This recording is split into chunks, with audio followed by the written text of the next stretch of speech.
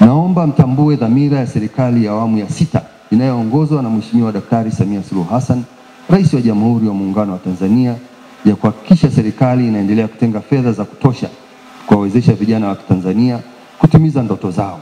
Mathalan, mwaka uliopita 2024-2025 zilitengwa jumla ya shilingi 787 bilioni, na mwaka huu fedha hii imeongezwa 2025-2026 kuwa shilingi za Tanzania 916.5 bilioni. Naomba tupige makofi.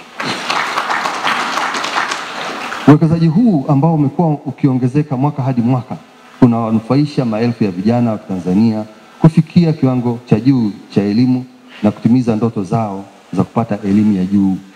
Ni muhimu wa management za taasisi za elimu ya juu na vyuo vya kati kuhakikisha vinawapa ushirikiano unaostahili maafisa mikopo.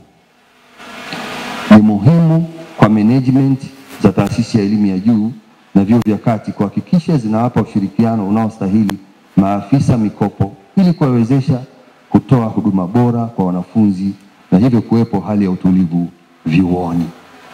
2017-18 au turudi nyuma kidogo 2012-13 kazi ilikuwa ni nzito, palikuwa hakuna utulivu. Wakati naanza utumishi mimi mwenyewe binafsi, wakati katibu wangu mkuu akiwa Profesa Dihenga pale 2011-12, waombaji, wanafunzi wanaoomba mikopo ya elimu ya juu walikuwa wanarundikana ofisi za bodi ya mikopo ya elimu ya juu pale maeneo ya Tirdo pale Msasani, wanasongamana pale nje. La tatu, ni wajibu wa wanafunzi na viongozi wao kuhakikisha wanatimiza ndoto zao za kupata elimu ya juu na hatimaye kushiriki katika ujenzi wa taifa wakiwa wataalamu wa fani mbalimbali. Ya wanafunzi wa elimu ya juu kuendelea kufanya kazi kwa karibu na management za vyuo, ma-VC, ma-DVC ili kuhakikisha fedha zinazotolewa na serikali zinawafikia walengwa kwa wakati ambao nao watafurahia huduma wanayopatiwa. Mheshimiwa mgeni rasmi, tunaelewa na tunathamini sana kazi kubwa inayofanywa na bodi ya mikopo katika kuhakikisha kuwa vijana wetu wa Kitanzania wanapata fursa ya kuendelea na elimu ya juu bila vikwazo vya fedha. Hili ni jambo la msingi katika kujenga taifa letu lenye wataalamu, viongozi na wabunifu wa kesho. Kwani vinatusaidia sana katika kupata taarifa, kupata mrejesho, lakini kama haitoshi vile vile kuboresha huduma zetu ili tuweze kuhudumia vizuri wateja wetu. Hivi ndivyo taasisi za umma zinatakiwa ziwe, kwa maana kwamba ziwashirikishe wadau wote ili waweze kutoa huduma bora kwa wananchi.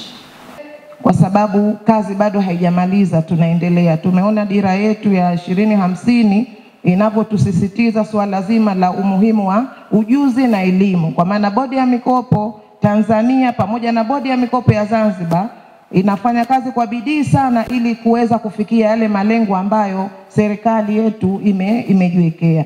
Kwa hiyo tuendelee kushikamana, tuendelee kusaidiana ili tuweze kufika yale malengo ambayo tumeweza kuyaweka.